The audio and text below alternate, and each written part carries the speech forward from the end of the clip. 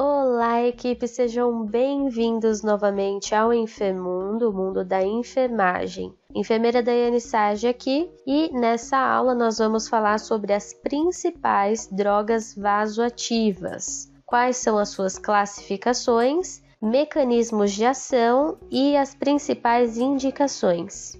Vamos lá?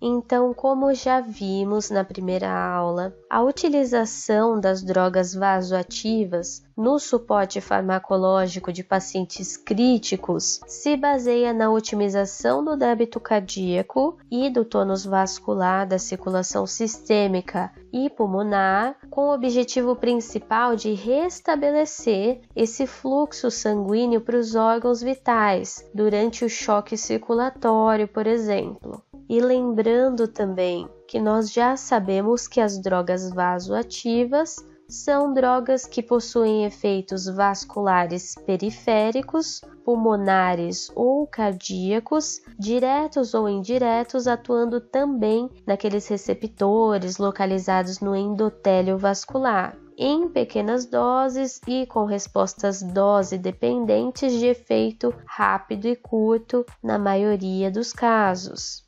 Vamos começar pelas catecolaminas, também conhecidas como agonistas adrenérgicos. Elas melhoram o desempenho mecânico do coração devido ao efeito inotrópico positivo. Algumas reduzem a resistência vascular sistêmica e pulmonar e as pressões de enchimento ventricular, conforme essa interação que elas têm com os receptores adrenérgicos específicos. Adrenalina. A adrenalina é um hormônio endógeno, largamente produzido pela suprarrenal e liberado em resposta ao estresse. Essa droga vasoativa é um potente estimulador alfa e beta-adrenérgico, com notáveis ações sobre o miocárdio, músculos vasculares e outros músculos lisos, cujo efeito vasopressor é muito conhecido. As suas principais indicações incluem estados de choque circulatório que não respondem às outras catecolaminas menos potentes, em particular no choque cardiogênico, quando de uso combinado com agentes redutores da pós-carga. Recomenda-se essa droga no tratamento de broncoespasmos severos, endovenosamente é indicada no tratamento da anafilaxia e durante as manobras de ressuscitação cardiopulmonar é o agente farmacológico de efeito vasoconstritor mais eficaz. Noradrenalina. A noradrenalina, também conhecida como norepinefrina, é um neurotransmissor sintetizado nas fibras nervosas e liberado pela medula da suprarrenal. É um precursor endógeno da adrenalina. Ela interage predominantemente com os receptores alfa-adrenérgicos, exercendo de maneira significativa um efeito vasopressor. A noradrenalina é uma droga de eleição no choque séptico, cuja finalidade é elevar a pressão arterial em pacientes hipotensos que não responderam à ressuscitação por volume e a outros inotrópicos menos potentes. Além disso, essa potente droga vasoativa é quase sempre utilizada durante as manobras da ressuscitação cardiopulmonar, como droga vasoconstritora. Dopamina. A dopamina tem como mecanismo de ação a estimulação direta dos receptores beta-1 e indireta nos demais receptores, através da liberação de sódio, que por sua vez também estimula os receptores beta-1. Possui inúmeros efeitos, pois ela estimula todos os tipos de receptores, sendo estes dose dependentes. É importante destacar que, devido à sua polaridade molecular, a dopamina não atravessa a barreira hematoencefálica, não apresentando assim ação no sistema nervoso central.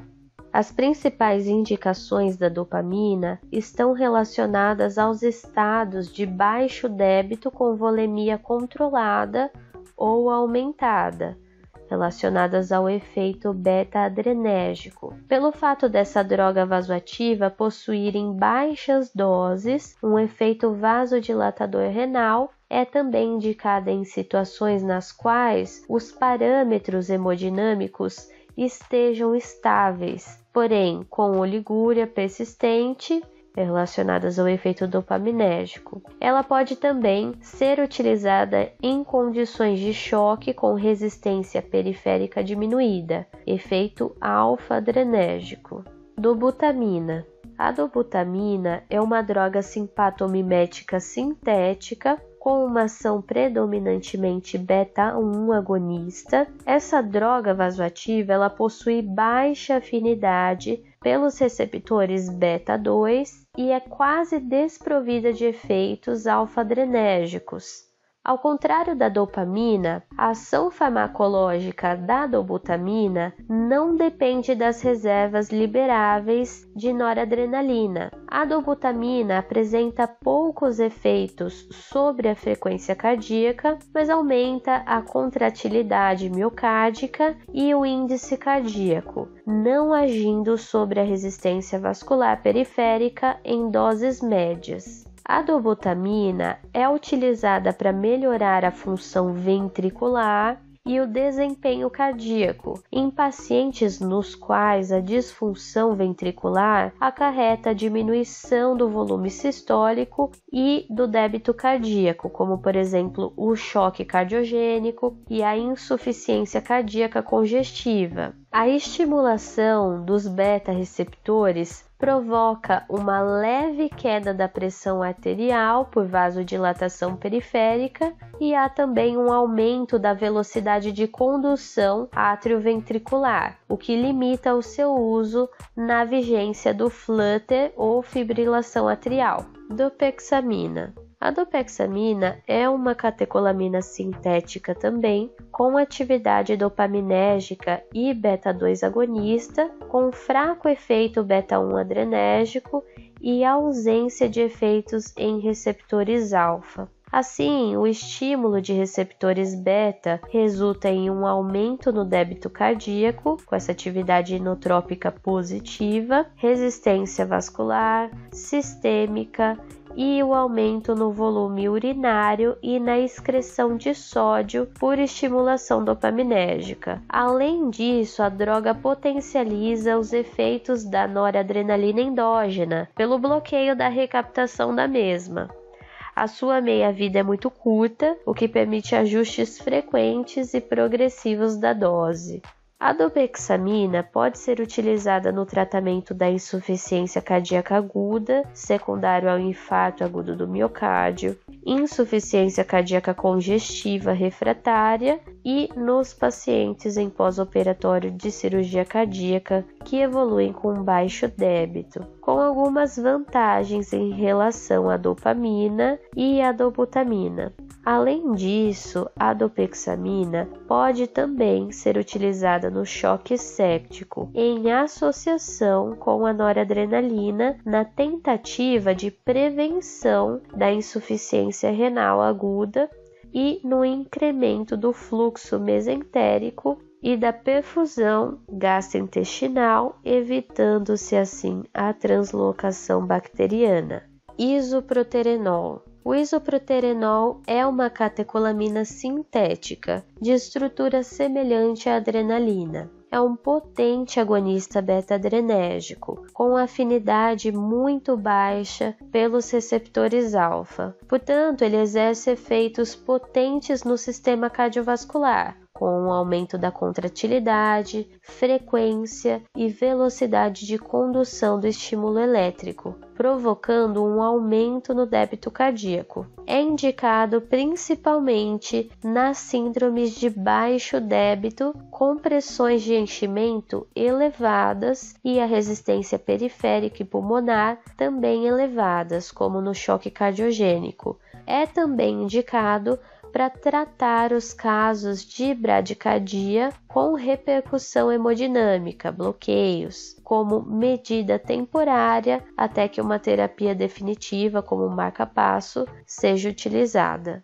Inibidores da fosfodiesterase. A inibição da enzima fosfodiesterase diminui a metabolização do AMPC e consequente aumento da contratilidade miocárdica. Eles também aumentam a sensibilidade de proteínas contráteis ao cálcio, aumentam o influxo de cálcio através do mecanismo de troca de sódio e cálcio e antagonizam a adenosina. Os inibidores, então, da fosfodiesterase constituem uma alternativa às catecolaminas em pacientes com diminuição de receptores beta-adrenérgicos. Existem duas drogas, a amrinona e a milrinona, que apresentam essas características e são utilizadas na prática clínica. A amrinona é ao menos tão efetiva quanto a dobutamina no manuseio da insuficiência cardíaca congestiva. A curto prazo, devido à miocardiopatia dilatada, existem casos em que a associação da amrinona e dobutamina em pacientes com insuficiência cardíaca grave promove um volume sistólico maior do que o uso isolado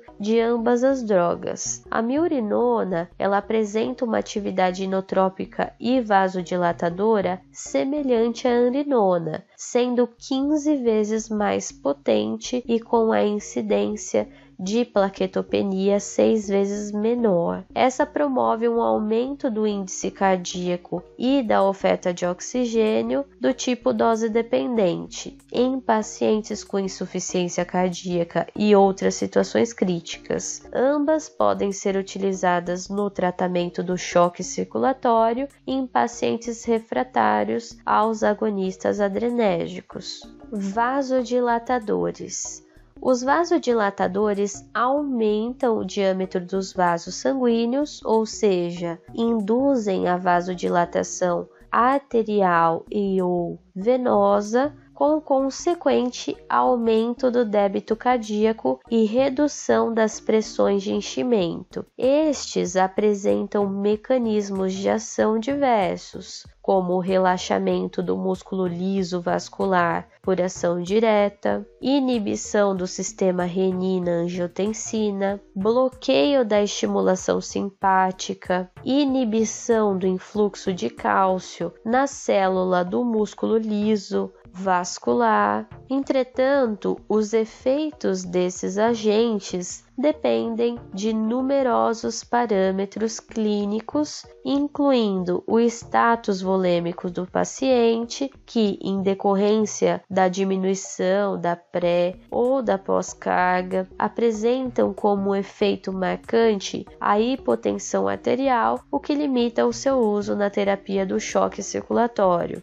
Cabe ressaltar a importância do nitroprussiato de sódio e da nitroglicerina, que são os vasodilatadores potentes de ação direta e com início de ação imediata e meia-vida curta. O nitroprussiato de sódio, que apresenta uma ação balanceada, promove uma diminuição da pré e pós-cargas e o aumento do débito cardíaco na insuficiência cardíaca severa e provoca uma queda do consumo miocárdico de oxigênio no infarto agudo do miocárdio. Portanto, o nitroprussiato de sódio pode ser útil no tratamento do choque cardiogênico, pois determina uma redução das pressões de enchimento ventricular e aumento do débito cardíaco, desde que associado a um agente inotrópico positivo, tendo como fator limitante a hipotensão arterial.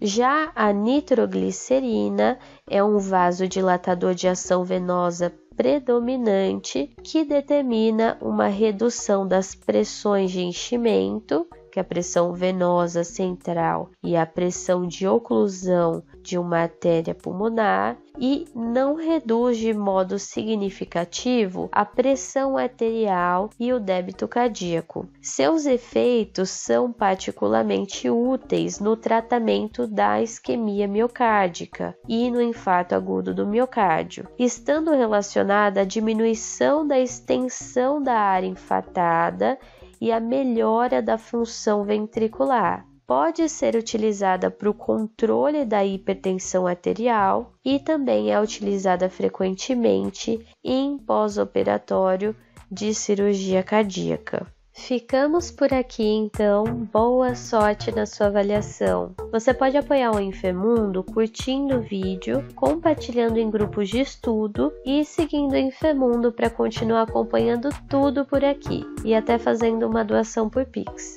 Muito obrigada, nos vemos na próxima aula que será sugerida para você agora.